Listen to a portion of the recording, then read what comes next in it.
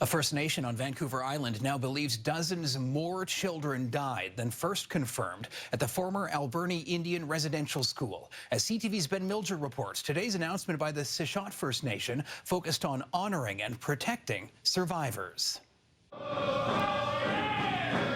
The Sishat First Nation began with a powerful ceremony to honor ancestors, children who didn't make it home from residential schools, and the survivors who protected their culture in the face of horrific abuses. Even when they were allowed to speak their language or they weren't allowed to sing or dance, they carried it on, and that's why we can get up in front of all of you and do what we did here today. Between the 1890s and the 1960s, thousands of students from First Nations communities around BC were forced to attend the Alberni Indian Residential School, matching historical records with first-hand survivor accounts. The Sishat First Nation says it has confirmed at least 67 students died. Different accounts of accidents, and I say that in quotations because the historical record maybe referred to something as an accident, but the account that survivors gave was intentional harm by staff. The team also used ground-penetrating radar and drone photography to identify 17 potential unmarked grave sites.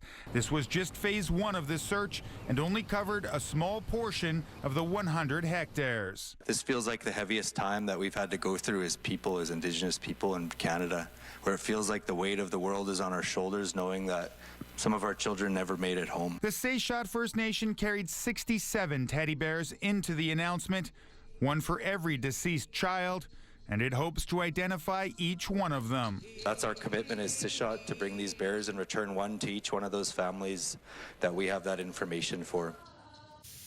Ben joins us now with more. What are the next steps here? Andrew, there are many First Nations involved in this work, and each one has protocols around death. So conversations around possible excavations or even exhuming potential grave sites are very delicate, and it's not clear if that work will ever happen. Andrew? Okay, Ben Milger tonight. Thank you.